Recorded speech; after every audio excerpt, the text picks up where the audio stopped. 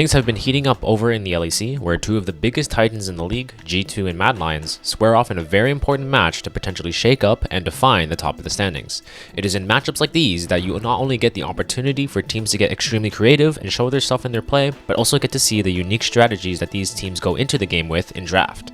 With that being said, let's take a deeper dive into the drafting strategy that both these teams had and what we can learn from it. Hopping into the draft, G2 banned Kalista, Yuumi, and Ornn in their first phase bans, where Mad Lions focuses their bans on Poppy, Jarvan, and LeBlanc. In a surprising turn of events, G2 end up first picking the Draven. I can absolutely assure you that this is not a pick that's normally slammed in the B1 slot like this. Part of the value of the Draven in this current metagame is that it has such favorable matchups into pretty much every single strong AD carry in the current metagame. It's a unique opportunity for a champion like him to thrive, especially considering that he typically does not fare too well into specific metagames in general. Something subtle yet extremely appreciated in professional drafts are being able to blind pick lanes that also have winning matchups. Drafts naturally follow a snake format in which champions are blinded typically in roles where matchups in general are not as relevant, like support or jungle, or that your team typically has to reveal that information and provide an opportunity for the enemy team to counter you. We move to the R1-R2 slot, where Mad Lions take Taliyah and Aphelios as their opener. Taliyah is a fairly obvious choice in this case as arguably the best in slot mid laner in the current metagame, bringing incredible pressure in mid while being able to impact other parts of the map, as well as contributing to a front-to-back win condition for most teams, makes her a staple pick in many team compositions.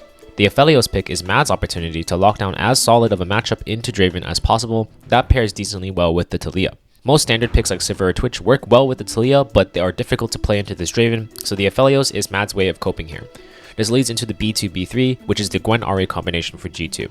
Gwen has been coming back up in the meta thanks to her buff in 12-13, and whenever she's good, she's generally able to neutralize any top lane matchup, so it's a good slot for her to be picked. I don't think the Ahri pick is anything special here, but it's a decent pick and its main job is to enable the other lanes, especially the Draven, so G2's comp is focused around it. Since there aren't many priority picks remaining to blind, Mad end up attempting to counterpick the Gwen by opting into the Jax. Personally, it's decent to pick it into this slot, but my main concern in this case is that the Jax typically means that the rest of Mad's comp will be centered around side laning and playing with the remaining 4 picks. This potentially gives G2 enough time to use their last 2 picks to play a stronger 5v5 comp, and then potentially nullifying the potential lane strength of this pick. There isn't much Mad can do in this case because the only other slot that could maximize this would be the R5, but then it's pointless to use R5 on a counter where the enemy team revealed it on B2. So in this case, Mad could have either picked a generalist jungler in this slot and then attempt to pull bans first to prevent G2 to ban according to the Jax win condition, or they could have opted for a worse matchup but something more flexible overall. In the second phase bans, some of this is reflected. Mad ban out the Rakan and Renata, as these are 2 picks that work really well with the Draven, as while G2 ban out Vi and Braum. Draven typically fares pretty poorly into Braum as Braum's E fully absorbs his axes and doesn't give them back, and Vi also creates a guaranteed dive opportunity for Mad to delete Draven, which is the center of G2's comp here.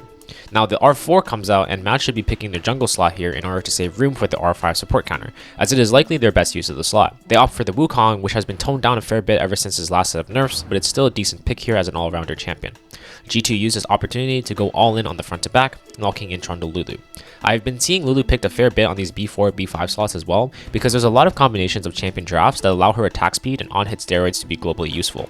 Solo lane combinations like Gwen and Azir have been making her extremely viable in a lot of situations.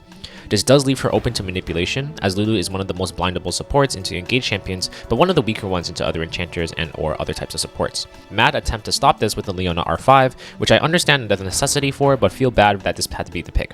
Both comps are focused on the front to back, and the main differentiator here is the top lane pick, as Jax simply won't have the same level of teamfight prowess available compared to the Gwen. The Leona pick hopes to shake this up by putting pressure on other parts of the map, playing towards his Jax, and allows the Aphelios to play weak side gracefully. Draven is still a bully champion into this matchup, but the combination with the Lulu in the laning phase can help ease up the pressure slightly onto Aphelios as well. The main thing to look out for in this game is the fact that Mad need to cause more chaos within the game in general in order for them to solidify a lead and play towards their Jax, who has so much power in this game to dominate side and solo carry. G2 should be aware of this and should mainly be dedicating resources in jungle pathing to prevent as many losses as possible topside, while allowing the Draven to really abuse his Aphelios lane. Scaling is honestly relatively close among the two, but due to a stronger 5v5 overall, as long as Draven doesn't get insanely behind in the early phases, G2 are set up to outscale. There is a long window of opportunity in this game for Mad to get something done, however, so I'd say the overall draft was fairly even. If I were to choose, this draft is 55-45 for G2. and if you've watched the game, you could tell that it was quite the struggle.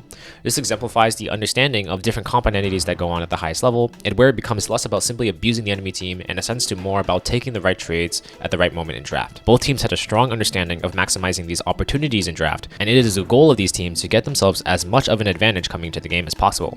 As always though, hopefully this was insightful to you guys, and I will catch you in the next one. Stay fresh.